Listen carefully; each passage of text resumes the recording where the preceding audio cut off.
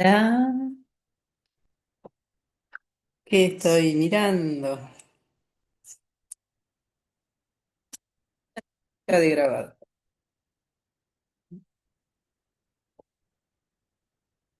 Y pretende ser el grito de Munch. ¿Quién es Munch? Es un artista noruego, contemporáneo de los primeros ingenieros que sistematizan los núcleos conceptuales de las escuelas de administración, que es lo que hoy nos interesa. ¿Por qué nos interesa? Porque no quedó en el pasado. Se ve hoy, tiene aplicación actual, en distintos ámbitos y hasta de modo simultáneo. Veamos el cuadro. Allí están las escuelas denominadas tradicionales.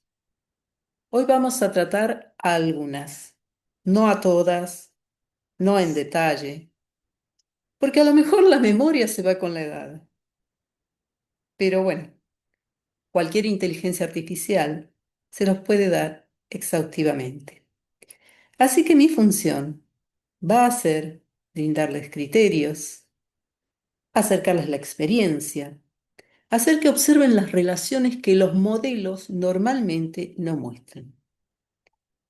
Un modelo es una simplificación, útil como herramienta de análisis, pero tiene condicionamientos, hipótesis. ¿Mm? El cuadro sigue los lineamientos del texto de Hermida y Cerda. ¿Sí? Hay varias ediciones, todas son válidas, es un buen compendio si les interesa. Volviendo al cuadro. Fíjense las fechas, de 1870 a 1970. Y después, hay otro tipo de escuelas, responden a otros criterios. ¿Sí? Los primeros renglones parecen invertidos. Sucede que Taylor empieza sus estudios después que Fayol, pero publica primero. Taylor, inglés, estudia las unidades fabriles. Fayol va a ser más extenso. A los dos les interesa mejorar la productividad, la relación de bienes, insumos, capital, maquinarias y trabajo, ¿sí? Que son los tres factores de la producción. Algunos van a nombrar algún otro. Recordemos que los bienes económicos son siempre escasos porque constantemente hay que renovarlos. A esos momentos hay un entusiasmo enorme precedido por 100 años de experiencia de revolución industrial. Se hacen exposiciones inclusive. La Torre Eiffel se inaugura para celebrar el centenario de la Revolución Francesa y es la puerta de entrada a la exposición de París, exposición de maquinarias. Munch estuvo ahí.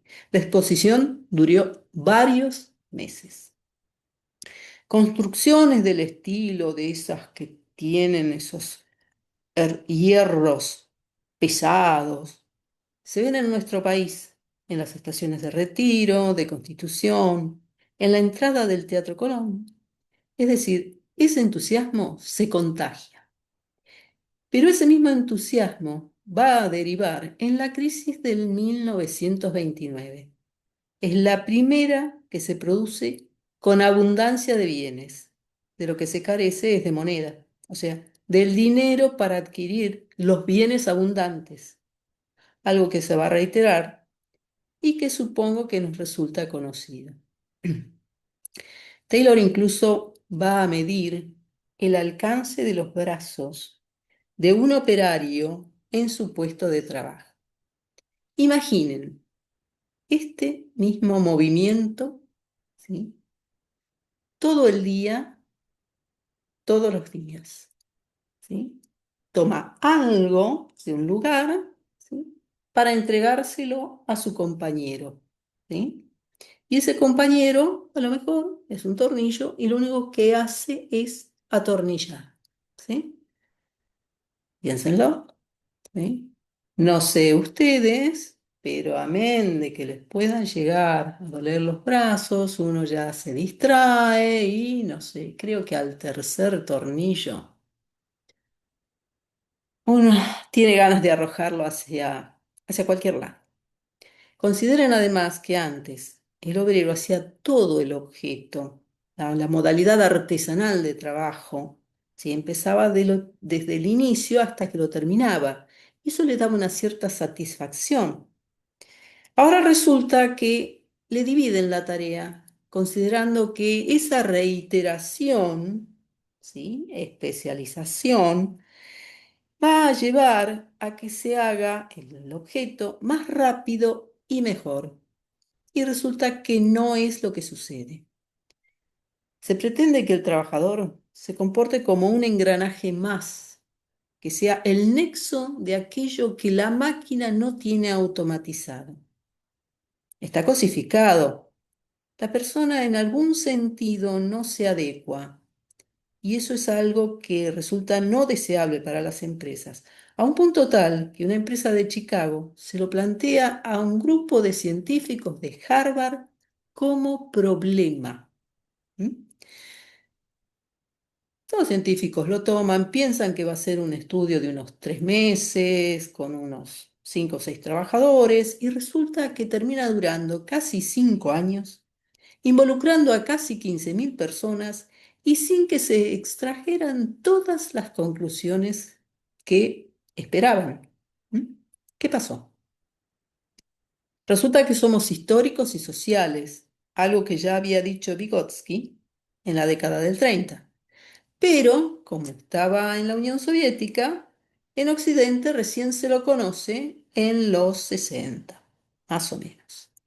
Es época de posguerra de la Segunda Guerra Mundial, plena Guerra Fría. Estamos todos bajo sospecha según lo que pensemos. Defender al trabajador se asocia a comunismo. Está mal visto. Por ejemplo, a Freire, educador, abogado, en Brasil se lo va a perseguir, se lo encarcela, se lo exilia por pretender que el trabajador se eduque para que pueda ocuparse de sus intereses de modo tal que no sea tan explotado. Sin embargo, no hay un llamado de atención frente al capitalismo extremo. Ahí se trata a la persona como descartable o absolutamente reemplazable y mejor si el reemplazo es una máquina. Volviendo, frente a la reacción de la persona que tiene intereses diferentes a los de su empleador, una de las respuestas fue considerar las necesidades que pueda tener el trabajador como para incentivarlo en ese sentido en favor de alinearlo con las necesidades de la empresa.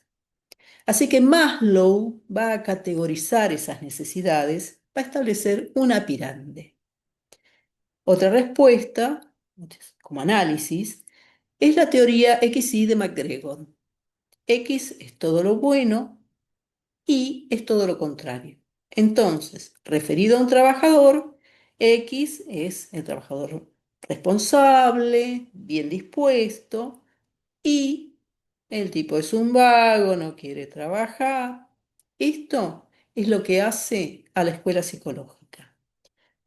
Por otra parte, resulta que se observa que las personas no actúan del mismo modo cuando están solas que cuando están en grupo, especialmente si el grupo es masivo, muy numeroso.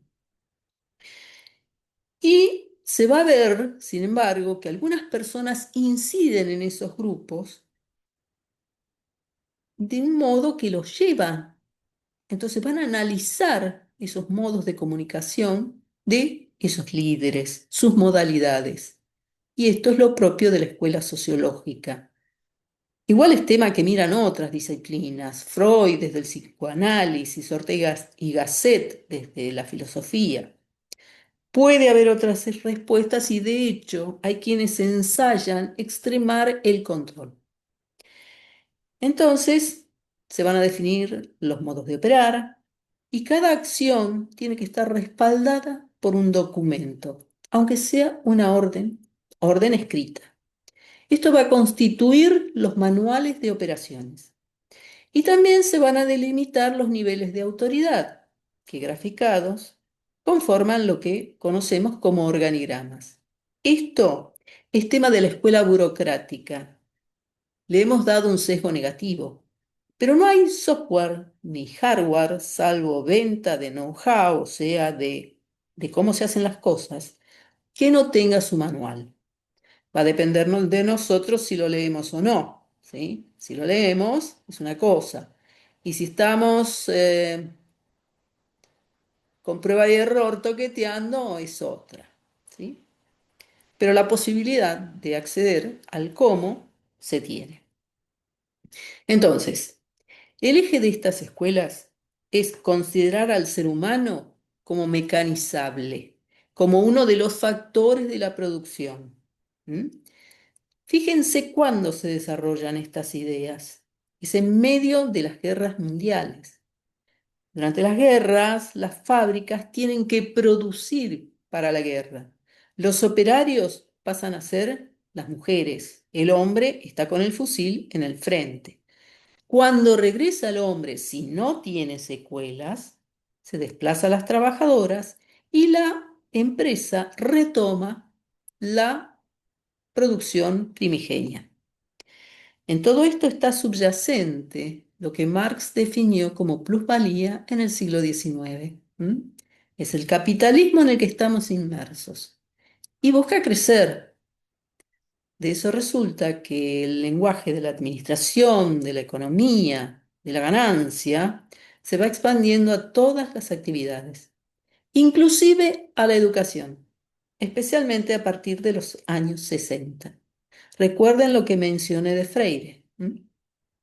El informe de rendimiento sería la grilla de observación.